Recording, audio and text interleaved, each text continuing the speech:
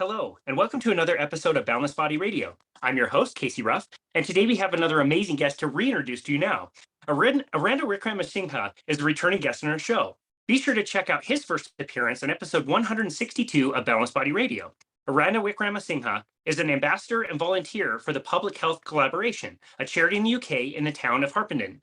Aranda is a passionate patient advocate for anybody suffering with type 2 diabetes, prediabetes, or obesity, chronic diseases that he believes are possible to reverse. Through simple and manageable lifestyle changes, Aranda helps people to feel happier and healthier and to live a life of abundance. He believes that hope, combined with support, opens up a world of possibilities, and that it doesn't take superhuman effort or willpower, just the willingness to take small steps to make lifestyle changes. Eranda is also the proud dad of two wonderful little boys and considers himself the luckiest husband in the world with the most brilliant, beautiful, and supportive wife he could hope for. He is grateful every day for how positive changes has transformed his life for the better, and we are so grateful for his message. Aranda Wickramasinghe, what an absolute honor it is to welcome you back to Boundless Body Radio. Hey, Casey, thanks so much for having me back. It's a real honor and a pleasure to see you again and talk with you again, and I'm a huge fan of what you do. Oh, well, thank you. I am a huge fan of you. You are always such a positive person. I absolutely love your smile. It's so ironic that in the introduction, I bobbled over your first name and not your last name. Last name, yeah. It's the last name that catches people out. Yeah, I like in Formula One, what they would say, the British announcers would say that there's a lot of tiddly bits on the course if it gets really tight. And I would say that your last name has a few tiddly bits as well, but I've maintained for the most part how to pronounce it. Yeah, perfect. Yeah. Dude, it has been almost 2 years since you've been on the show. Can you believe it? Yeah, I know. It's flown by. It's flown by. And so much has happened since then as well. Well, that's Uh, where I wanted to start. Yeah, what's new? so the newest thing is we have a beautiful little boy who's a little brother to our four-year-old son. Our four-year-old son is going to school this year. So we've got a little boy. His name's Ravi. He's 4 months old.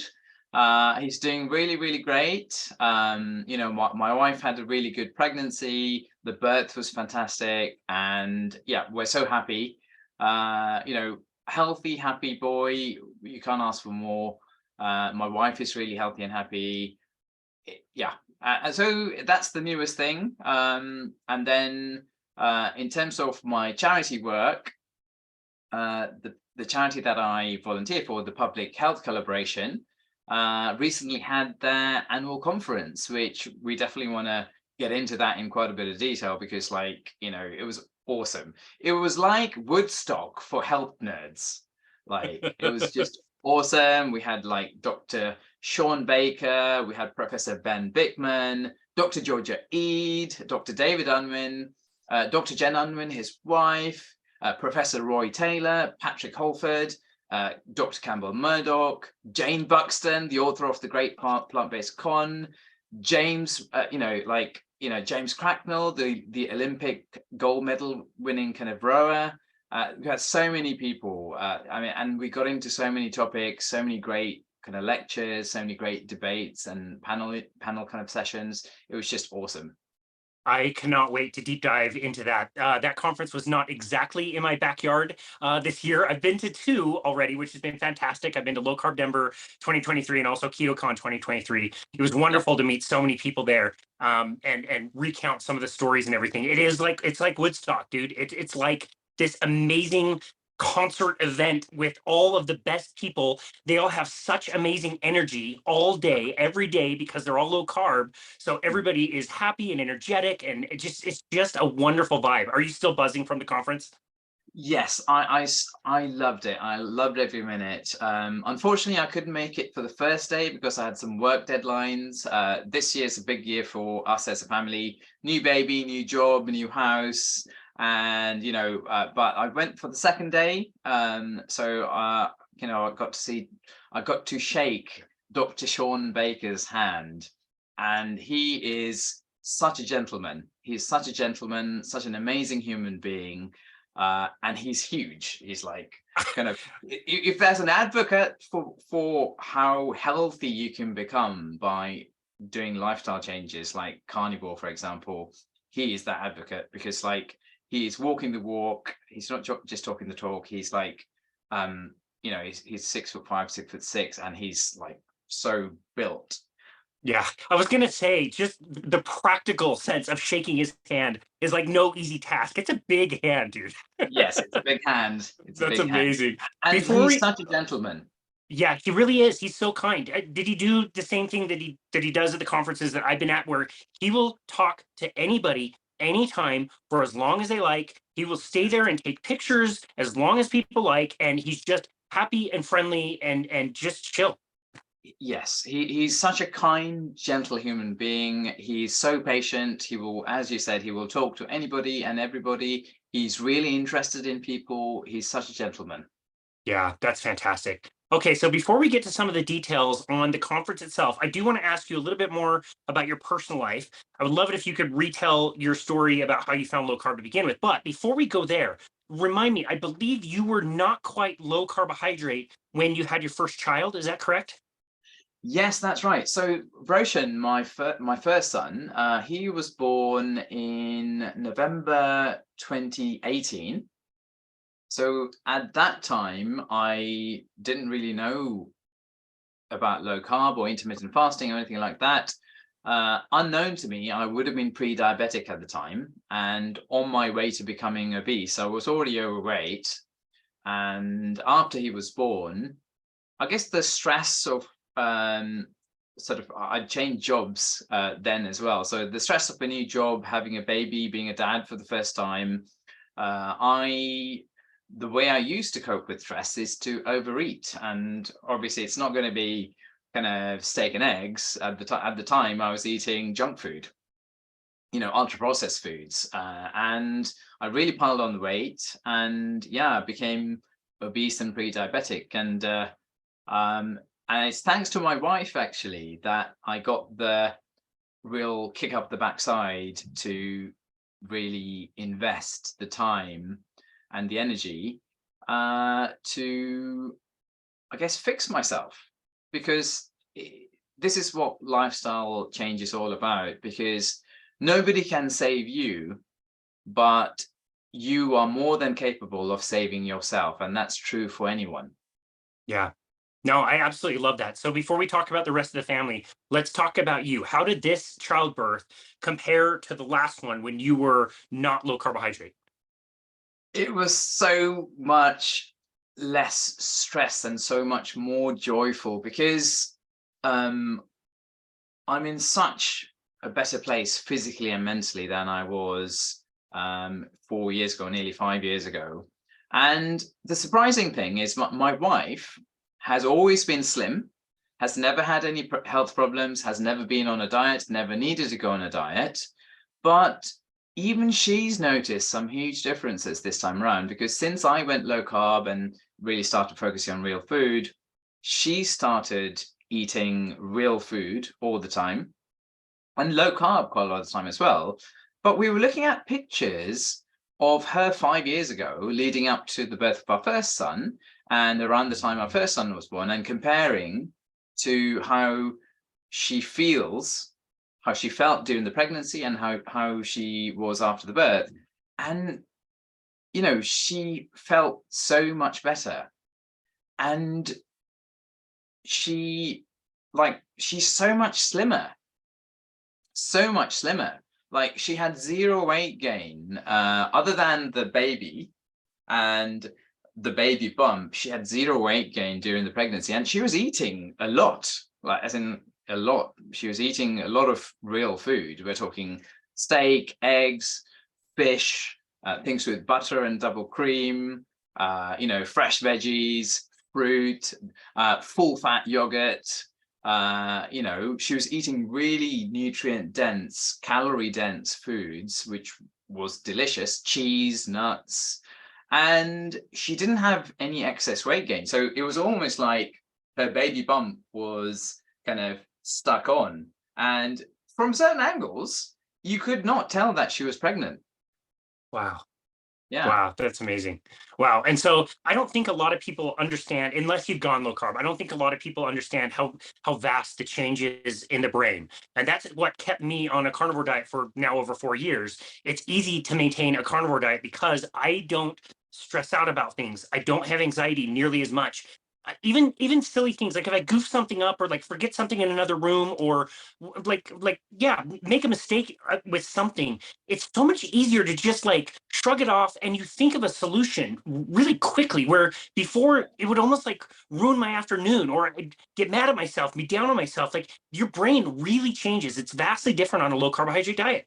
Yeah, yeah, absolutely. And I'm really interested in the whole mind-body connection, and the connection between what we eat and the quality of what we eat and our mental health, because people like Dr. Chris Palmer, Georgia Ede, and then you recently, I think, spoke to, who was it? Sort of, yeah, what guy from Scotland?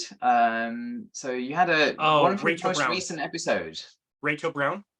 Oh, Dr. Rachel Brown, and also who she works with, Yeah. right? Yeah, Ali. Ali Houston, Yeah. huge fan of his, huge fan of his. So I'm really interested in the interconnection between what we eat and our lifestyle and our mental health. Yeah, I think it's so important to talk about, and it is kind of overlooked, but those wonderful people are helping to bring this message forward a little bit more and talk Yeah. about how important keto and low carb is for brain health, which is wonderful that the message is getting out. Okay, so with the kids, you transitioned. I'm assuming you transitioned your child over to a diet similar to what you and your wife were eating. I'm assuming he's having lots of whole foods and things like that. Like, how is he doing health wise? He is doing fantastic. He's doing fantastic. He's such a healthy, happy, active, lean boy, and he eats like a horse. Like he's got this massive appetite. I've seen him put away sort of a man-sized, but 2/3 of a man-sized steak, cooked medium rare. He's eaten steak tartare. Like he's eaten chicken livers. Like he's eaten a lot of stuff that a lot of kids won't eat, because from day one, when we transitioned him onto solid foods, we did baby-led weaning, and we've always had the policy of there's no such thing as food for adults and foods for children. They're just going to eat what we eat, and it's whole natural foods, home prepared, home cooked. And yeah, he eats really well. The only thing I'm sad about is that his nursery is working under the current paradigm of healthy whole grains, and well, healthy in quotation marks, obviously. So they're feeding him quite a few ultra processed foods, because most bread that you buy these days is an ultra processed product. So they don't really feed very much meat or fish to the kids. They're going a bit more plant-based or vegetarian, that kind of direction. But at home, he has whole foods that are home prepared, minimally processed. Yeah. And he's doing great. That's amazing. Okay. It was Olivia Quadjo who also lamented the fact that when her kids go to school, they're fed whatever they're fed, and she's got to pay for it. And yeah, she does the best she can to like prepare meals and everything. We're going to talk about Olivia quite a bit in this conversation. But I Yeah. want to say that she was probably one of the first ones that made me kind of change my mind about this. I've talked to so many parents on the show, enough to the point that I believe it's you can get kids onto a better diet. Oh You can yeah. do it. You can do it at home. She changed my mind in the sense that the kids actually end up preferring it. And now I think I've heard enough parents say, my kid is self-selecting it. Olivia's kids, like your kids, beautiful, active, happy. And her daughter is getting, praised for doing well in school and doing well in sports. And her skin is better and she enjoys it. And it's like kids prefer this way of eating too. Would you say you agree with that? 100%, 100%. Like, he's so okay. So he does like the ultra processed foods, but he eats so well at home. It kind of sets him up for the day because he has a nutrient dense breakfast. That means he's going to be less vulnerable than a lot of other kids when he's at nursery, because he's already had a nutrient dense, protein rich breakfast which is full of natural healthy fats, natural proteins, animal based proteins, because he eats quite a lot of eggs, eggs, ham, beef, all of these nutrient dense foods. So when he goes into nursery, yes, for lunch he'll be given something ultra processed with bread and various things, but he's going into it from a point of satiation already. Satiation already. So he's not going to be gorging himself because he's had a really poor ultra processed breakfast, like a lot of kids. A lot of kids will have some grain based ultra processed food with skim milk for breakfast. And is it any wonder if they're hungry and they need snacks? Right? My entire school day. That was my entire school day. I was exhausted all the time. Yeah. That's amazing. Yeah. And it's such a good point that even if he's eating ultra processed foods for lunch, it's going to be less because you've already filled him up. And you said the right word there, satiated. He's not full, it's satiation. You're just not that interested in food. Maybe a few bites of something, but I'm sure the quantity is way less. That's a great point. Yeah. Wow. That's amazing. You've already mentioned Dr. Ben Bickman. He makes it a priority to wake up and make breakfast for his kids every single morning. And I totally understand why. I would do the same thing. Yeah. So that's fantastic. It just sets them up for the day. Yeah, that's amazing. I'm so excited to see how this next generation of kiddos are going to do. I just think the gap between where the general population is and where the people that have awoken to this and are raising their kids in a certain way, the gap is just going to get so wide. It'll be very interesting to see what happens in the future with this. But I will always look forward to lots of smiling pictures on your Twitter account, which I absolutely love. Before we get into the conference, can you remind our listeners kind of your story? Anybody who's watching this on YouTube, I think they would have a really tough time believing you were ever 1 single pound overweight. You look lean and fit and way younger than your chronological age. You said you were 46. We're going to fact check that, dude. Can you tell us a little bit about your story into health? Yeah, of course. So I've always struggled with my health in terms of body fat, being over fat, if you like. So despite always being quite active. So from a fairly young age, from about the age of 11, I've always been quite active. And I've run 13 marathons. And, I used to run loads. And what really surprised me was that I was running, my base mileage would be like 35, 40 miles a week. My peak mileage would be maybe close to 100 miles a week, but I was still overweight and I couldn't figure it out. And the only way I could figure out to actually lose weight was the falling into the classic counting calories trap. So I used to do things like slim fast shakes or eat kind of really joyless foods, which is like salad with a bit of dry lean chicken breast, that kind of thing. So I did lose weight. Cutting calories does work in the short term, no doubt, but I could never maintain the weight loss. So I kind of yo-yoed. Yo-yo dieting, I yo-yoed between a 30-inch waist and a 36 or 37-inch waist. And I had this huge range in terms of my body weight as well. So we're talking a swing of 44, 45 pounds in body weight, which for a guy who's 5'8", that's a huge amount of weight. So, and I could never figure it out because I'm somebody that is quite motivated. If I decide I want to do something, I've got high levels of motivation. I can achieve things. I did an engineering degree. I've got a first class honors. I've completed 13 marathons. So I couldn't figure out. So I don't have a deficiency of willpower, right? But I could never lose weight and keep it off. And I was just wondering, looking around me, I could see people who made it look easy. They seemed to be eating whatever they liked, and they never really gained any weight, never really lost any weight. So I was kind of stuck, and then sort of I eventually got to the stage when I was diagnosed pre-diabetic. So my wife, when I was 42, I came home one day and my wife said, "Oh, I've booked you in for a standard over 40s health check." And very close to that time, my older sister, who's just kind of a year older than me, had been diagnosed pre-diabetic. So I went into the health check kind of dreading it, thinking, oh, I'm in trouble here. I haven't been running as much recently. I haven't been cutting calories recently. I haven't been on a diet recently. So I was already a bit concerned.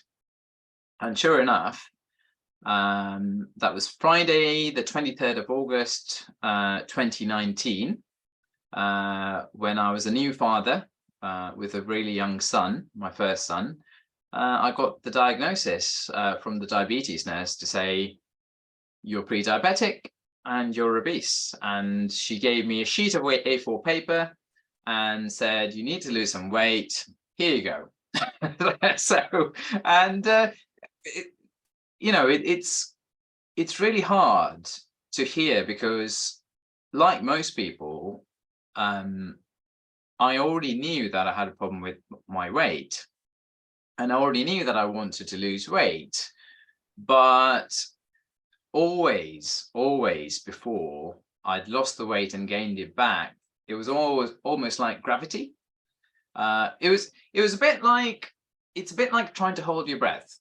So if somebody tells you, hold your breath, you can do it for a while, but eventually you have to breathe.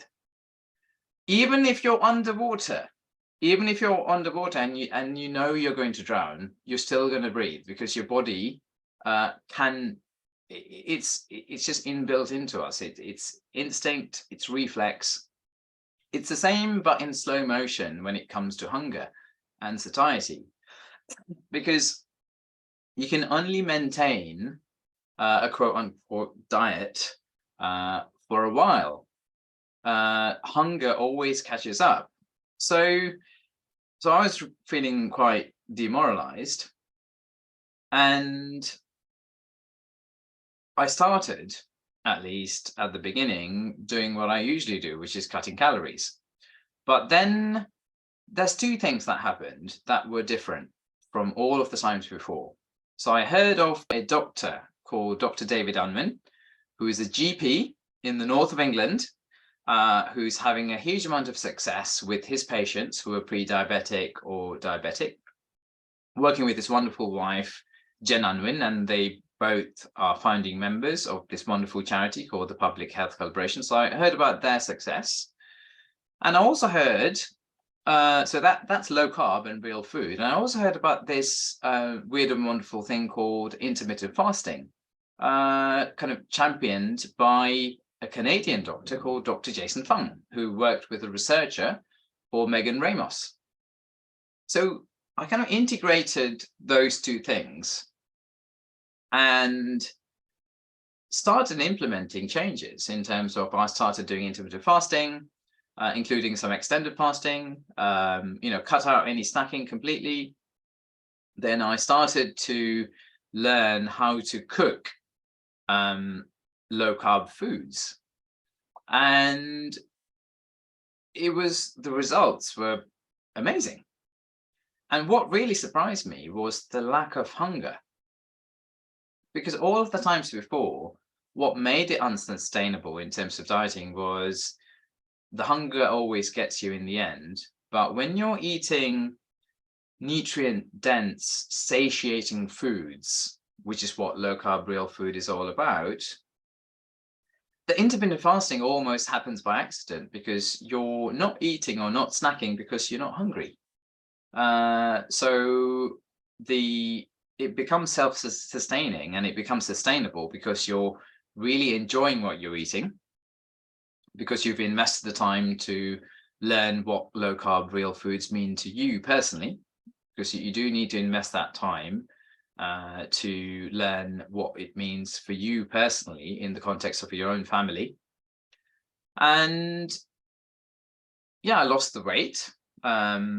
diabetes nurse, couldn't believe their eyes when I went in for my checkup the next time. She kind of did a double take after she did my waist and weight measurements. And it's like, what on earth have you been doing? It's like, how did you do this? And so I kind of achieved remission in terms of pre-diabetes in less than 6 months, and I've maintained it since then. And it's the first time in my life. It's pretty much the first time in my life I've had the same waist measurements for my trousers for 4 years running. That has never happened before, ever. Amazing. Wow. Eranda, you are not allowed to come on this show without sharing my favorite analogy. I love the analogy of something you just mentioned, which is the hunger. Can you compare the hunger before and after with your bully analogy? This is my favorite. I tell everybody this one, dude. Sure. So full credit to Eve Mayer, one of the co-authors of a wonderful book called Life in the Fasting Lane, authored along with Megan Ramos and Dr. Jason Fung, and it's about the hunger bully. So always before, my hunger was like a big bully, very intimidating, very insistent, like somebody sort of standing right up against my face and shouting, something I couldn't possibly ignore. So this was when I was eating ultra-processed foods, rich in refined carbohydrates and seed oils and all the nasty stuff, riding the blood sugar roller coaster, suffering from, mild form of reactive hypoglycemia, because our brain is very sensitive to our blood glucose. So I think I know this now. What was happening was my blood glucose shooting up. My pancreas was overcorrecting, putting my blood glucose down below what my brain was happy with. And then the hunger bully would come and shout at me and said, you have to eat something or you're going to die. So really an urgent need to eat. What's really different, what's changed in terms of my relationship with hunger now, because I'm eating whole foods that are nutrient dense, I have the natural hunger that comes lunchtime or dinner time. But it's like a really good friend coming and tapping on the shoulder to say, look, I can see you're busy. Do you have time to catch out for a bite to eat? If you're busy now, that's fine. I can come back later. And if I'm really busy, I can just carry on working or doing whatever I'm doing. Because when my second son was born, I fasted because my wife went into labor. She went into labor about 3 a.m. We got to hospital about 6. We didn't get back home until past midnight, and all of that time I hadn't eaten, and I was taking care of my family. And I was functioning fine. And during the times of the day when I felt hungry, again, it was like a really good friend, very understanding friend, and coming asking me, have you got time to eat? No, I'm sorry, I've got priorities here. My wife's just given birth. I need to look after my family. Can you come back later? Okay, fine. I'll come back later. Next day, I thought, got home way past midnight. I thought there's no point eating now. Had a really nutrient dense meal the next day. Happy days. That's amazing. I love that analogy. Thank you so much for sharing it. I did think it was you that came up with it. So I guess we got to give credit where credit is due, as opposed to Ava. Yeah. Oh, that's great. And okay, so then learning all this, you put your diabetes and obesity in remission, and then I asked you this last time. Why share? Why go out and volunteer your time? You have a family, you have a job. Why are you spending time volunteering to share this message with others? Because I'm trying to give people the opportunity I didn't have, in terms of I kind of felt like I had to do this all by myself, just through the internet. Whereas now there's real opportunity in the UK and elsewhere to make lifestyle change a real viable option for as a standard for anyone who's suffering from obesity or pre-diabetes or type 2 diabetes, without having to run the gauntlet of Dr. Google. Because if you're lucky, you might end up learning about whole foods and real foods and low carb and intermittent fasting. But if you're unlucky, you could find out about something that is going to be really toxic for you long term, like fake shakes of ultra processed foods, 800 calories a day for 3 months. Yes, you lose the weight, but then what do you do afterwards? Or you could fall into the trap of veganism and plant-based. That's right. That's right. It would be so easy to be deviated from what the truth is in low carbohydrate. You could find all kinds of different stuff out there, even just the headlines that make news. They're so misleading to people. And I think, I do think it is people in your situation, similar to my situation, dude. I was training people and nutrition coaching people for 11 years and just thinking that everybody sucked at following the advice. Once the people find the advice that they wish they had found earlier, I don't think they can resist. I think they're like you, where it's like, I have to share this. This podcast is, I pay for this myself. It's a lot of time and editing and lots of fees that I've got to pay for to get this out there. I'm not paying you to be a guest on our show today. And we're just here to share this message because it is so powerful and we need to get the message out there. So I really appreciate that answer. And yeah, as always, thank you so much for working tirelessly to get the message out. Let's talk about the conference. Tell me about, the name of the conference, where it was, location wise, and yeah, let's hear about it. Sure. So the conference is the main event of the charity that I volunteer for, which is the Public Health Collaboration. It was organized by our wonderful director, Sam Felton. It was in Sheffield in England. So it was recently. It was at the Crucible in Sheffield. It was on a Friday and a Saturday. And we had a stellar cast of people coming through from all over the world, including, let's have a look.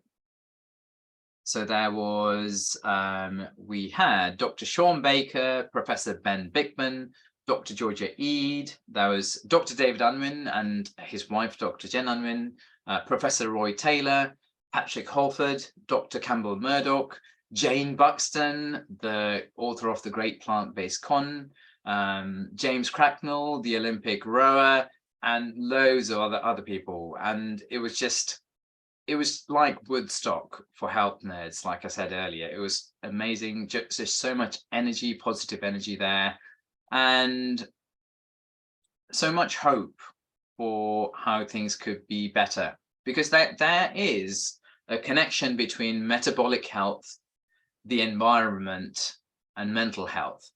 And the conference really integrated all of those things together. Yeah, and you attended as an attendee, correct? You were not presenting. That's right. Yeah, that's right. Okay, yeah. Excellent. Yeah. How many attendees were there? I think on day one, maybe a couple of hundred. Day two, maybe 150, something like that, or maybe more actually. But yeah, it was, I think, maybe 200 people, something like that. Okay, interesting. And every conference I've learned is a little bit different as far as who is attending. They kind of all target a different audience. So for example, like KetoCon was much more like consumer based, lots of people and all kinds of variations of metabolic health. Low Carb Denver was much more medically based, usually had more people that you could tell had been low carb for a long time. What was the vibe of the attendees that you noticed? Yeah, so there were a lot of doctors and nurses, doctors from various specialties. Some of them were general practitioners, some of them were psychiatrists, some of them were in pediatrics, like lots of different doctors, lot of nurses there as well, a lot of health coaches, and also just normal people like me. I work in finance for a day job, so there's a whole mixture of people there. And the vibe was, some people were relatively new to the concepts that were being discussed, and it was just completely blowing their mind. And even for people who've been involved with this movement for a while, it was so dense with information and learning. It was amazing. I mean, listening to somebody like Ben Bikman, Professor Ben Bikman speak, that's just so much knowledge, and he's such a good communicator. It's a whole nother level with guys like that. Yeah. So amazing. Okay, so let's talk a little bit about the people who were presenting. You mentioned a whole list of them, which is fantastic. Who did you get to meet? Who did you really appreciate talking to? Yeah, so I kind of got to meet Dr. Sean Baker, sort of amazing man, such a gentleman, and such a humble man as well, because what I noticed is that he spoke to anybody that came up to and spoke to him. He was really interested, really engaged, really curious about them and their experience, very free with his time, very generous with his time. And so on a one-to-one level, he's such a gentleman. And what I also noticed, that in his debates or in the panel discussions, again, he was very thoughtful. He was very thoughtful and measured in how he spoke, and very open as well, because one of the debates or one of the panel discussions, the theme was, do we need to eat plants? And there was a doctor there who was plant-based. There were two, actually. There were two doctors there. One of them was completely plant-based. The other one was more kind of vegetarian. And there was Patrick Holford, who was omnivore. And then there was Dr. Anthony Chaffee and Dr. Sean Baker, were more on the kind of the carnivore side or animal-based side. So that was a really interesting discussion. And what I really noticed was the level of respect that Dr. Sean Baker had for anyone that he spoke to, including anybody from the plant-based side of things or the vegan side of things, because he's a very good listener and he's a very thoughtful man. Yeah, interesting. Okay, so Dr. This will be a good time. This perfect segue. I have been looking forward to hearing about this. It was a debate. We can call it a debate. I've been looking forward to hearing about this debate for a very long time. I will maintain that people in the low carbohydrate and carnivore space have been wanting something like this for a long time. And we're not looking to be right about everything all the time. No. We just want to hear different opinions and have a discussion that is respectful and kind, and like not turn into what happens on Twitter when people just revert to saying like you're stupid and insulting you.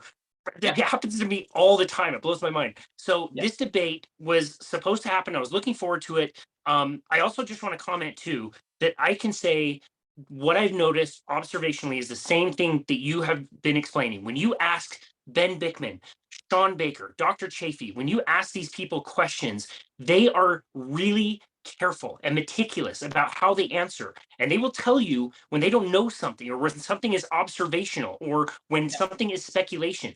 They don't make crazy claims that are unsupported. And when they don't know, they will tell you they don't know. I really appreciate that scientific approach in that community. That's what I've noticed. Yeah, absolutely. So 100%, because so just to set up the panel discussion, because I would actually characterize it more like an open and honest, respectful discussion rather than a debate. So what was so refreshing was there wasn't anything adversarial about it. So it was chaired by Dr. Campbell Murdoch, who's the general practitioner working in the UK. So he introduced it as, this is an open question. The question is, do we need to eat plants? And we're going to have an open discussion about omnivore versus carnivore versus plant-based versus vegan. All of these things we're going to talk about. And we're going to focus on talking about it from a health perspective. And we're not going to look at the environmental or ethical aspect of it, because we're going to cover that tomorrow later the same day on another panel discussion. And the title of that, which was chaired by Jane Buxton, the author of The Great Plant-Based Con, which is another amazing panel discussion. The title of that was are cows killing the planet? So just hold that thought, put a pin in that, hold that thought. So the introduction was really good. So Dr. Campbell Murdoch said, I'm going to be very respectful of people's time. I'm going to make sure that everybody has equal time, regardless of, where they're coming from. And then he introduced each of the people who were on the panel, and there was Dr. Sean Baker, who's obviously a carnivore and has been for 7 years. Then there was also Dr. Anthony Chaffee, who kind of dialed in from Australia, and he's very much a carnivore-based, kind of animal-based advocate. There was Patrick Holford, who's very much an omnivore, with a special focus, especially on fish, in terms of, I think he much prefers fish as opposed to meat as a source of the animal-based nutrients. There was Dr. Hayley Wood from Ireland, who was a doctor, plant-based or vegetarian. And then there was also Dr. Chidi, who is a doctor practicing in the UK, who specializes in working with patients with metabolic sort of problems, but trying to resolve those with a plant-based or vegan method. So that's kind of the setup for the actual discussion. And Dr. Chidi went first. So he had about 10 minutes to talk about reversing disease using a kind of a plant-based or vegan method. Then Patrick Holford spoke for about 10 minutes. Dr. Sean Baker spoke. Then Dr. Anthony Chaffee. Then Dr. Hayley. And everybody had equal time. And then Dr. Campbell Murdoch opened up the floor for people to have an open and honest discussion about their experience. And what was really refreshing was the fact that everybody got the time to speak. There was no interruptions, no kind of like cutting people off or anything like that. Everything was so civilized. And you really got to hear and you got to think about things in a non-emotional, rational way because of the way the conversation was structured. What really struck me was on the plant-based side, say, for example, Dr. Hayley, all of the arguments that she was making was from a very emotional perspective. She had this amazing story because she's been kind of plant-based or vegetarian, I think, most of her life. And I think she was doing some work in Africa, and she ended up adopting a baby who was severely malnourished, and that became her daughter. And in the course of bringing up her adopted daughter, she took a very much a plant-based approach, but she does include animal-based foods like eggs, and her daughter's resolved multiple health issues and is visibly thriving in that mode of eating. This is omnivore, I must stress that, so it's not completely plant-based or vegan. And her argument was, I know this works for me, so based on my experience, not on any other evidence, I'm going to try this with my daughter and see what happens. And thankfully, it worked out. She has a healthy daughter who's doing really well, who's really athletic, who's doing gymnastics and all sorts. So, so this is mostly plants, but including sort of things like cheese and eggs and some animal-based foods. So this is mostly testimony. This is like testimony. It's not necessarily like science. Yeah. So okay. she didn't reference any study at all. So didn't reference a single study, but her experience is still valid because she actually saw that happening for herself and her child. So it's an N equals 2, but it's still valid. It's her experience. Great. Whereas talking to when sort of Dr. Anthony Chaffee and Dr. Sean Baker were talking, they were much more evidence-based. And Dr. Anthony Chaffee especially cited so much evidence. And they took kind of, it wasn't based on anecdote. They were talking through clinical experience. And they really went into, they're such good communicators in terms of like Dr. Sean Baker, for example, was saying, you know, what's essential for life? So what's essential for life? Like, what are we actually made of? So we physically, we are made of proteins, fat, and cholesterol mainly. And what gives our strength to our bones, it's the calcium, obviously, but there's also protein. So there's no structural part of the human body that's made of carbohydrates. And fiber is an anti-nutrient. Again, it's not essential from a dietary perspective. And they went into kind of like the fact that, yes, fiber can be helpful in the context of a whole food diet if you can tolerate it. But is it optimal for health? Is it optimal for health? So what do we actually need to be healthy? We need all of the essential amino acids in a form that we can absorb, because protein isn't just one thing. There's like 21 amino acids, 9 of which are essential from a dietary perspective. Essential from a dietary perspective means that we have to eat it. Our body cannot synthesize it. And a lot of the other amino acids are conditionally essential in terms of, yes, our body can synthesize them, but it can't, our bodies can't synthesize them in sufficient quantities for what we actually need. So we actually need to eat some of it as well. And if you want to build a human, animal-based foods are probably the best source because they've got the right mix of these amino acids in a form that we can easily absorb and incorporate into our healthy tissues. And you know, they've got the healthy fats, the natural healthy fats. So we need protein and amino acids. We need kind of healthy fats, including the essential fatty acids, especially omega-3s and a small amount of omega-6. We need minerals, we need vitamins, but carbohydrates and fiber are not essential because carbohydrates, our bodies can create that on demand through gluconeogenesis.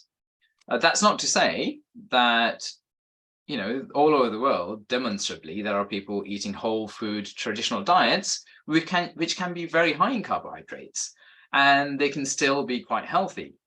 But are they eating the optimal diet for their health? Maybe not. And what really came through, what everybody agreed on, from the plant-based side, omnivore side, and the carnivore side, what every single person on the panel agreed on was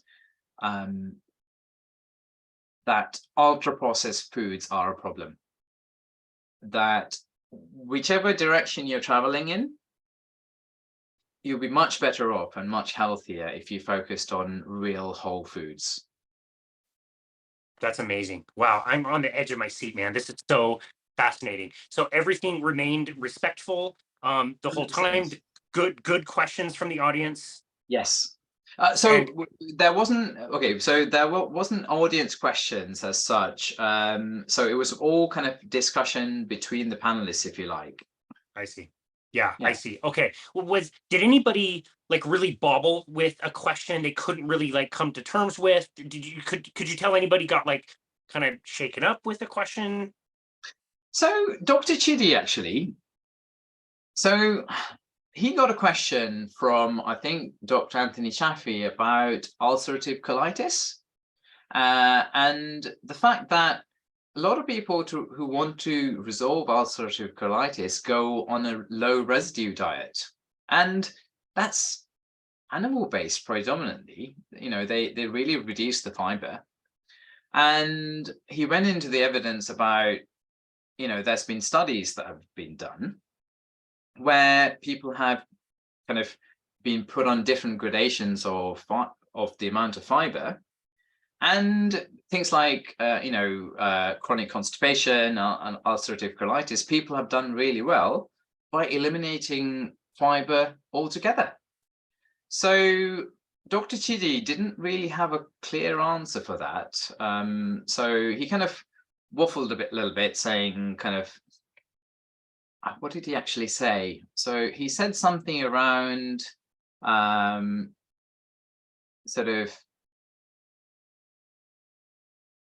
yeah, he didn't really have a clear answer, to be honest. Yeah. So I thought his response for that question was weak, because he didn't really seem to have anything substantive to say about that specific scenario where you have a patient that's suffering from ulcerative colitis. A lot of patients who go on a low residue or animal-based diet, their symptoms tend to get better, and they do better. And that's the fact that if you go on a more animal-based diet, especially if it's ketogenic, their gut can be nourished from the beta hydroxybutyrate that's generated by our own bodies as part of natural kind of sort of ketosis. Ketosis. So I thought that was a weak answer. Then, but to be honest, like, Dr. Haley was speaking primarily from an experiential point of view. She told a very moving story. Again, she didn't really quote any scientific papers or any evidence as such, but she came across really well, and it works for her. Being vegetarian, it works for her, it works for her daughter, great. And so like, I think it never really got to like anything adversarial or anything like that. It was all very calm, and Great. Oh, that's great. Okay. Could you tell that anybody had their mind changed? The presenters in the discussion, do you think anybody walked away and thought like, okay, Haley, for example, like, I'm feeding my kid eggs, maybe I should continue feeding my kid eggs? Could you tell that anybody was like swayed one way or another? Did it seem like they remained pretty passionate on what they were presenting on?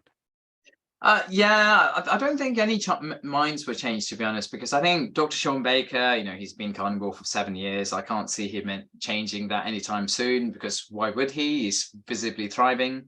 But he was very open to people making their own choices. He was very much in the tone of, this is the evidence. And it's completely your choice how you live your life, and what you choose to eat is completely your choice. And he wasn't evangelical in any way.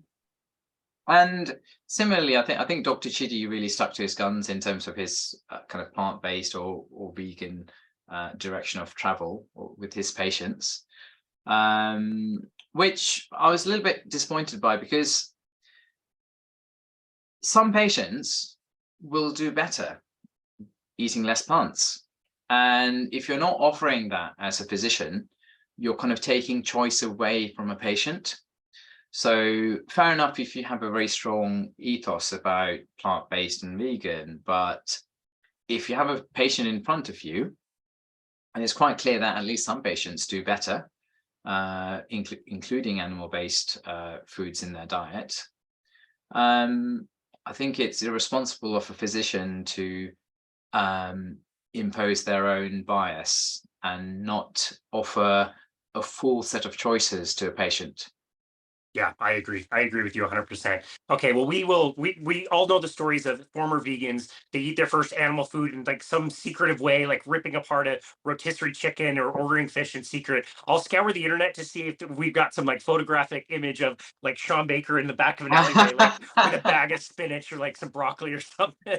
But Yeah. that must exist out there. Wow. Well, that is amazing. I'm so glad to hear how that went. No real surprise that one side was more kind of anecdotal and passion based, and the other side was more logical and careful. That's been my experience. I was really, really, really hoping that this would be a productive and respectful discussion. It sounds like that was achieved. That makes me really very happy, if Yeah. nothing else. That's amazing. What about the attendees? Did you talk to people after that? Like, how was that received by some of the people that were in the audience that were really like curious to hear?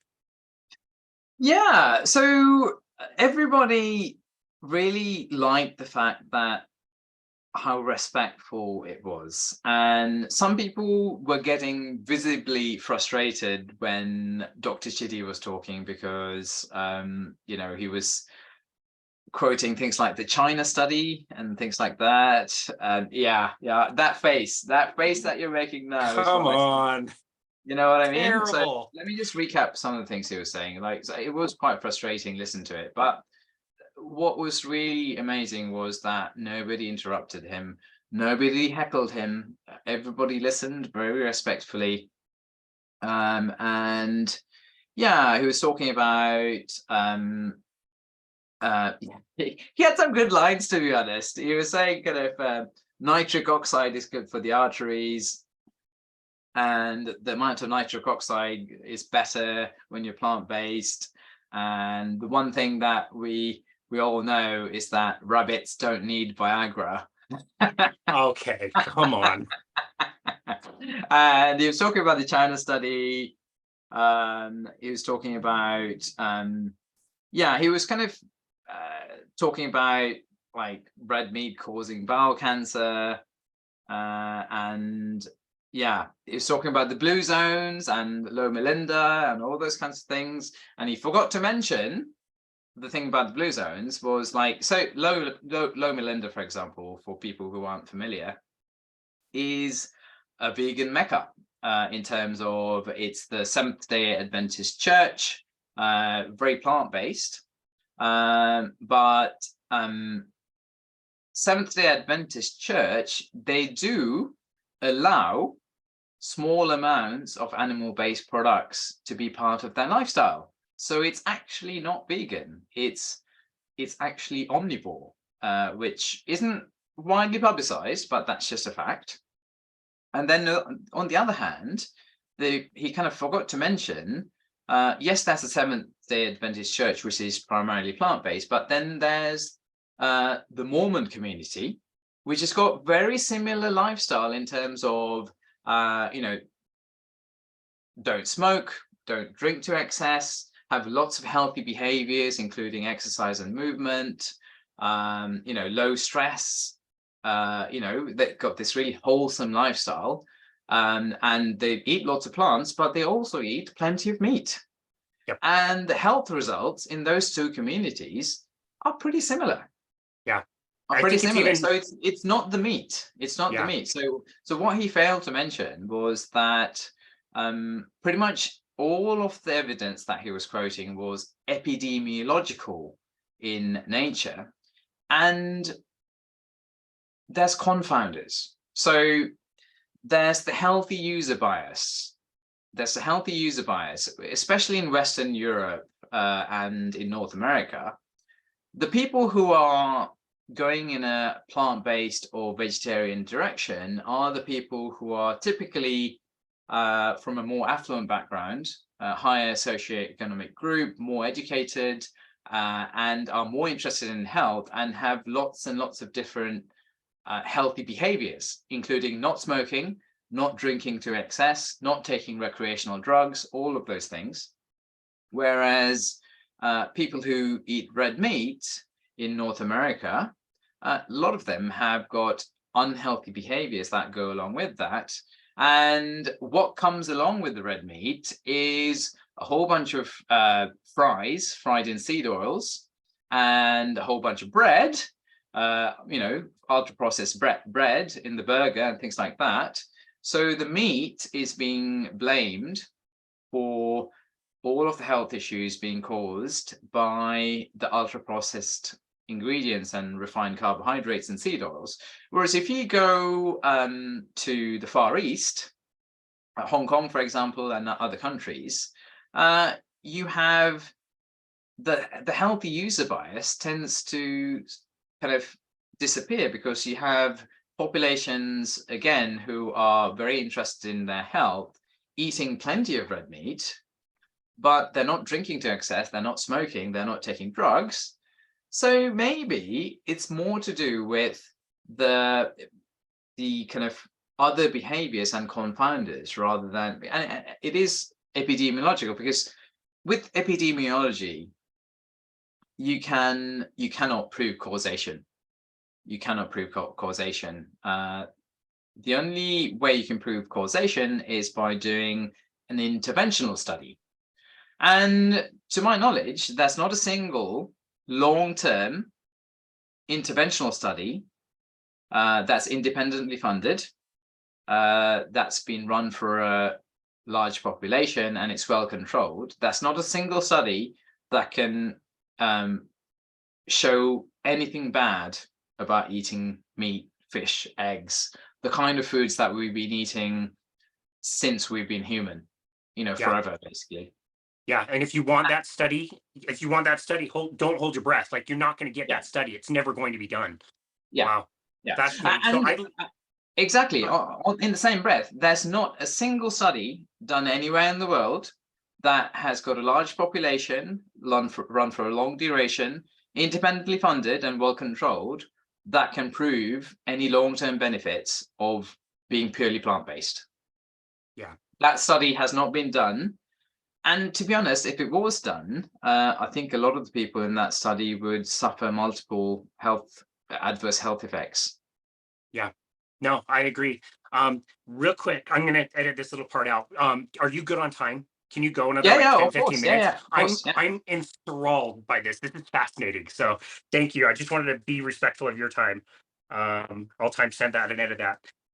Okay, so I want to go back to something you said. I'm so glad you brought up the Mormons. I live in the Salt Lake Valley. Okay, this is Mormon center. I was raised Mormon. I was Mormon for most of my life. I've lived in Utah for 38 of my 39 years, besides the 2 years that I was serving a mission for my church in Brazil.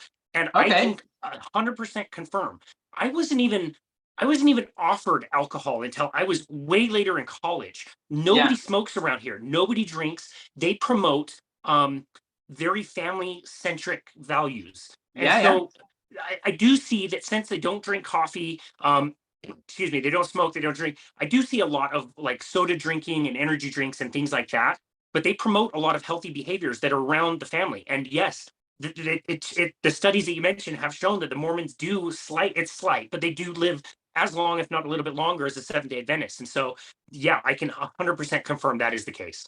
Yeah. Wow. And this doesn't get talked about, right? Right. Yeah. No, we've talked to Belinda Fettke about all of this stuff before. People don't realize Blue Zone's trademark as a concept is owned by the Seventh-day Adventist Church. Your town can pay several $1 million to become a Blue Zone accredited city. And so now you have a Blue Zone accredited city of Fort Worth, Texas. Like, give me a break. It's so ridiculous. It's so ridiculous. And there's so many other things in there. So I'm glad you really brought that up. I do want to talk about the other discussion that was had, if you don't mind. Are cows killing the planet? How did that go? So first of all, I'm a huge fan of Jane Buxton, because she's taken so many body blows and flack for the book that she wrote, which is The Great Plant-Based Con. I mean, she's been under such attack for writing that book. Yes, that exact book. So good. It's an amazing book. And again, it was such an amazing discussion. So who did we have? So I'll just tell you exactly who was there. So the chair of the discussion was Jane Buxton, author of The Great Plant-Based Con. And then we had Sheila Cook, who was from she was involved in land and livestock management, kind of a follower of Alan Savory. We had Finlo Costain, who ran a think tank. And then we had Angus Dalton, a dairy farmer in the UK. So he raises 100% pasture-raised cattle and runs a farm. So again, it was a case of, can you blame? So there have been ruminants throughout history. And if you think about, yes, there are more cows now than there have ever been. But if you think about the total number of ruminants overall on the planet, if you think about like the wildebeest that used to roam North America and other large ruminants, it's not the number of ruminants that's the issue. It's our food production system. Because if you have ruminants on the land, they get moved around by predators and they fertilize the land, and all the methane that they produce is part of a closed cycle. So the methane that they emit, it's got a half-life of let's have a look. They've got a half-life of a number of years, which is like 4 or 5 years or something like that, or maybe a bit longer than that. But whereas carbon dioxide has got effectively, from a human perspective, it's almost like forever, because you're talking way beyond a human lifetime in terms of the half-life. Where is all the new carbon dioxide coming from? Fossil fuels, right? Fossil fuels. So the animals, if they're being raised in a pasture-raised organic manner, and if you want organic vegetables without chemical fertilizers that rely on petrochemicals, animals and ruminants are an essential part of that. So if you're vegan and you want nutritious food that's not relying on petrochemicals, you're going to have to rely on animals being part of the picture. Because traditional farming is rotational farming. So you have arable land, which is used for a short space of time. Then you lose the nitrogen and other nutrients from the ground. And how do you replace that without relying on petrochemicals and artificial fertilizers?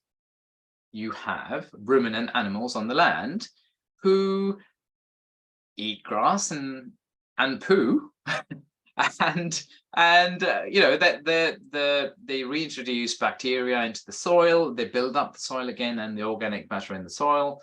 They regenerate it to enable you to plant a crop again. So even if you're vegan, if you're not supportive of the industrial complex run by petrochemicals and you want organic food, animals have got to be part of the equation. I think the discussion was quite clear in terms of, if we had all pasture-raised animals, that would inevitably mean, at least in the short term, people would be eating less meat, right? Because petrochemicals are a way of cheating. They're worth cheating, right? So you have the Haber process, which was invented around the time of the Second World War, or around that kind of time. So you use huge amounts of petrochemical energy to fix nitrogen into these artificial fertilizers, which incidentally are kind of are used to produce explosives as well, nitroglycerin, for example. So around the time of the Second World War or the First World War, that this hugely polluting industrial process was invented to fix nitrogen artificially, and it's a way of cheating, because you can, without allowing the land to recover naturally through introducing ruminants onto the land again and doing rotational farming, you can just blast it with artificial petrochemical related or produced nitrogen fertilizers, which destroy the soil, kill everything on the soil, sterilize it effectively, and break down the structure of the soil, make it much more vulnerable to erosion and things like that. So So if you want, even if you're vegan and plant-based, if you want to support something sustainable, that's no real way to get away from including animals in the picture somehow. Yeah. Yeah, well, you mentioned Jane Buxton. She does such a wonderful job in her book talking about this as an issue, and really makes the point like going vegan doesn't help anything. It really doesn't help anything. It's not great for your health. It's not great for the health of the planet. And Yeah, ethically, if you really stop and think about it, it doesn't even help there. So, yeah, wow, yeah, that's yeah. amazing. Oh, Yeah. Plus, oh, if you think about 100% vegan food, which is, say, wheat, you'd think that it's 100% vegan, right? To make bread or something like that. So arable land, the first step of the process is you don't get fertile land that's not occupied by an ecosystem. So the first step in the process is to kill everything. So you destroy an entire ecosystem, then you have a bit of arable land, you kill everything on the land, all the animals, all the plant life, you destroy all of that, you kill anything in the ground, then you have your crop, which is wheat, for example. You use harsh agricultural sort of petrochemical fertilizers and pesticides for that crop. You degrade the soil, and if any animals come onto that land, the farmers will kill those animals. And those animals will just be left to rot or just go to waste. That you don't honor that animal by eating that animal. So lots of small animals get killed. Whereas a ruminant living on a pasture encourages life, encourages diversity. You get so much diversity in terms of lots of different species of plant, lots of different species of animal, lots of different species of insects. So the only thing that dies is that one ruminant animal. And a single large ruminant can feed a family for a very long time. yeah, Especially if you do nose to tail eating. yeah, So you're really choosing between the death of a smaller number of animals raised in a way that nurtures and encourages biodiversity. You're choosing between the death of that one animal and the death of hundreds, if not thousands, of animals over and over again. yeah.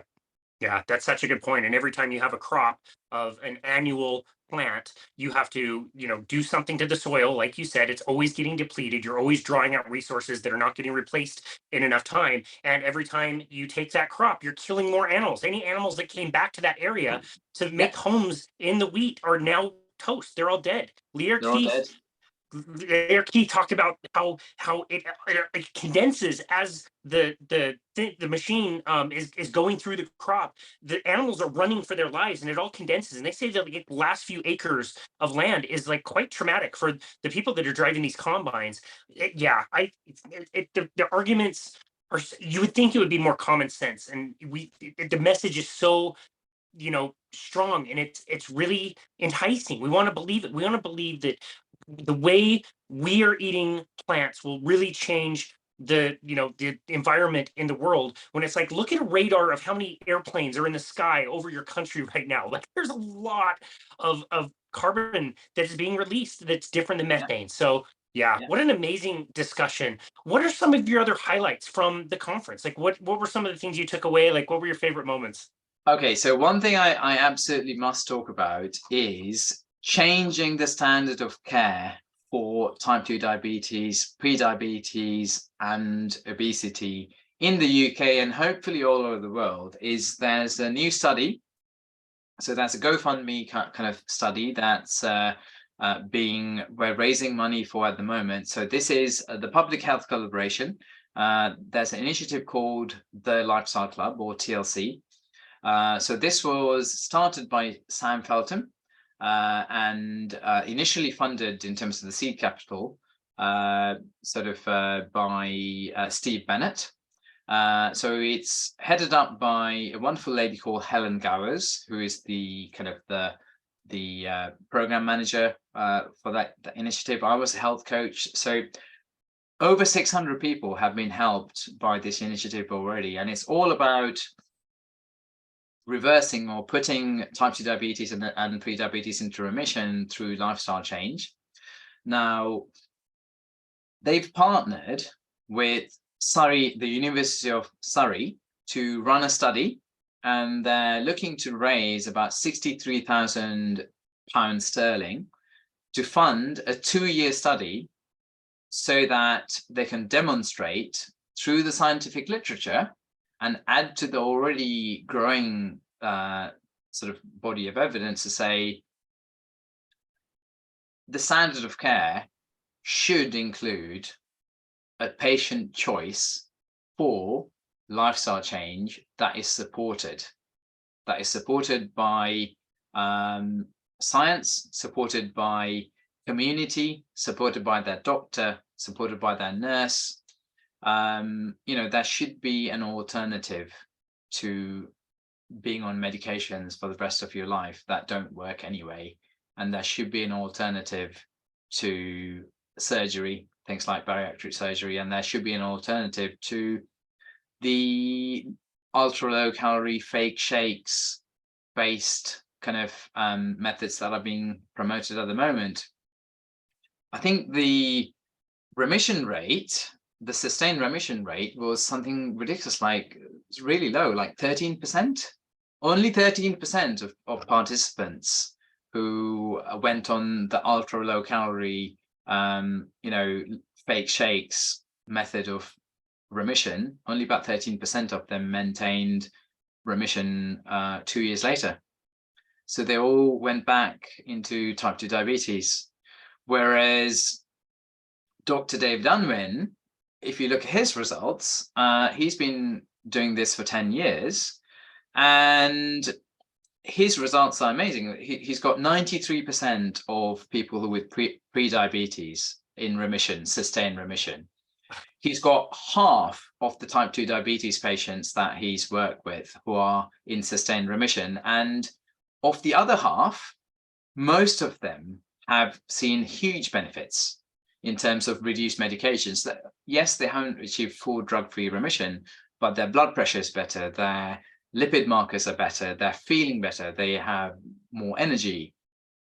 So what I really want to say is, if there's anybody listening who wants to support a scientific study that's going to change the face and revolutionize the standard of care for type 2 diabetes and pre-diabetes, it's https://www.gofundme.com/f/TLC study. So if you go to GoFundMe, the website, and look for TLC, you'll find the study. So they're looking for £63,000 to fund a 2-year study, 2-year intervention to demonstrate in the scientific literature that sort of lifestyle change using therapeutic carbohydrate reduction in a personalized way, supported by community with ongoing support, that can really transform people's happiness and their health and their lives and their families' lives. Because what I've seen as a health coach working with the TLC is that it doesn't help. It's not just restricted to the person who's coming through for the coaching. It helps their entire family.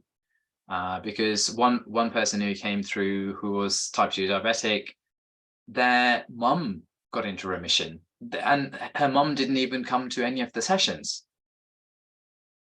right? So anybody at all, anywhere in the world, especially somebody in the UK, if you are type 2 diabetic yourself, if you're pre-diabetic yourself, or if you've ever suffered from obesity, or if you've got kind of loved ones who are suffering from these conditions, and if you want them to have an alternative to a lifetime of going on medications, and you really want every single GP surgery in the UK to offer lifestyle change as an option for anybody that chooses it, this is the study that you need to fund.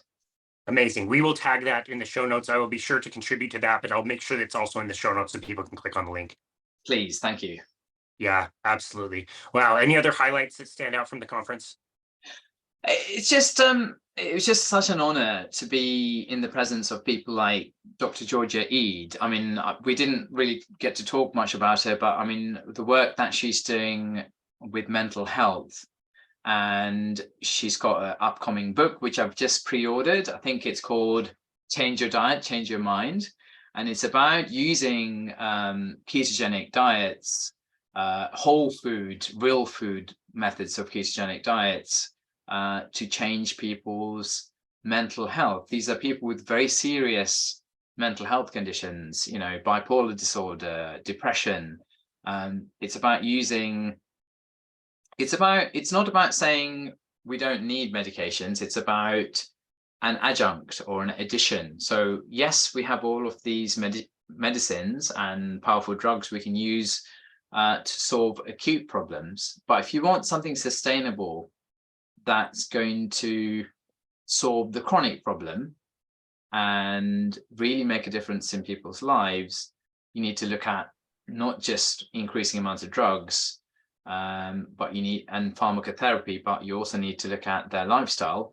And one of the biggest factors is the diet and how powerful a therapeutic ketogenic diet based on whole foods and unprocessed foods can be in transforming the quality of people's lives. Because there's the Metabolic Mind sort of website, which is a huge resource. And there's the Metabolic Mind podcast now, you know, which is a fantastic podcast. And you know, so that there's lots and lots of visibility now, increasing visibility about the connection between our lifestyle, especially our diet, and our mental health. So you've got Dr. Georgia Ede, then there's Dr. Chris Palmer, there's also doctors like Dr. Gabor Mate. So Georgia Ede, unfortunately, I didn't get a chance to talk to her. I would, so hopefully she'll come back next year, and I'll get a chance to kind of shake her hand and talk to her. She's a wonderful person, you know, transformed so many lives, and she's training a lot of other physicians. So that was a real highlight for me as well, just being in her presence and listening to her lecture. You know, real kind of spine-tingling moments. It's really special. It sounds like you had just such a special time and have so many memories that you will just cherish for the rest of your life.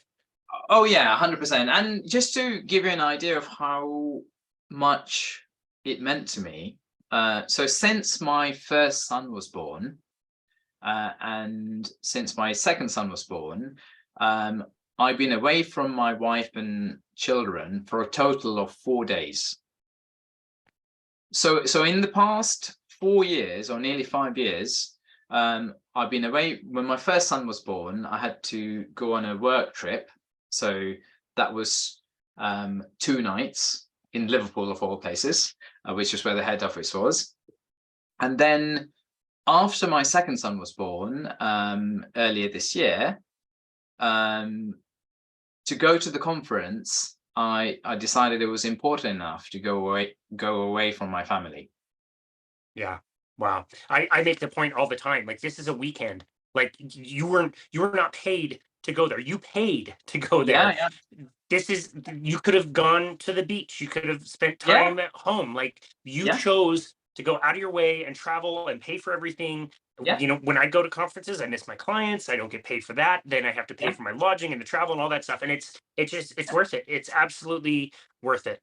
This has been such an amazing recap, Eranda. I just have the greatest time talking to you. It's just pure joy when I get to learn from you. And thank you so very much for all of your work and going to the conference and giving us that wonderful report. It was so great to hear about the debate and learn that it was really respectful and well received. Just awesome, man. Where would you like people to go to find you and connect with you and your work? So I'm on Twitter. So that's Eranda, that ERANDA W1. So that's my handle on Twitter. You can also find me on Instagram, though most of my Instagram activity involves posting pictures of my dog. And yeah, you can find me on Twitter. You can find me on Instagram. I'm also on Facebook, and you can also find me on the phcuk.org website under the ambassadors section. So I'm the Harpenden ambassador for the Public Health Collaboration. Yeah, so they can find me there. And a quick shout out to but one of the things I mentioned earlier was, in the debate between the plant-based and the carnivores, the one thing people agreed on was that ultra-processed foods are problematic and they're toxic. So if I could signpost people to a book that would really have an impact, it's a book called Ultra-Processed People by a medical doctor called Dr. Chris Van Tulleken. So he doesn't really have any skin in the game in terms of plant-based or animal-based or whatever. It's a real in-depth view of exactly how harmful ultra-processed foods are. And if there's one thing that can be blamed for the pandemic of metabolic disease and mental health problems that we see all over the world, and the damage to the environment, one common thread running through all of it is our food system and ultra-processed foods. Yeah, that's wonderful. I have not heard of that book. I will make sure to tag that in the notes as well. That sounds fascinating, like a book that I would definitely want to pick up myself. And again, for the listener, we'll have that in the show notes so you can take a look at that. Sounds like a wonderful book. Yeah. And try and get him on your show. He'll be a fantastic episode if you can get him. Oh, I would love to. I would definitely reach out. Eranda Wickramasinghe, thank you so very much for that wonderful report of the conference. You're such a positive and optimistic influence in our lives. Our listeners loved our first episode, and so we're so grateful that you were able to come back. Very generous of your time. Thank you so very much for everything that you do and for providing hope for people out there who don't feel like they have any more hope. And thank you very much again for being generous with your time and stopping by today to be on our show. We really appreciate you. Absolute pleasure. Absolute pleasure. Thanks so much, Casey. Such a pleasure to host you. And this has been another episode of Boundless Body Radio.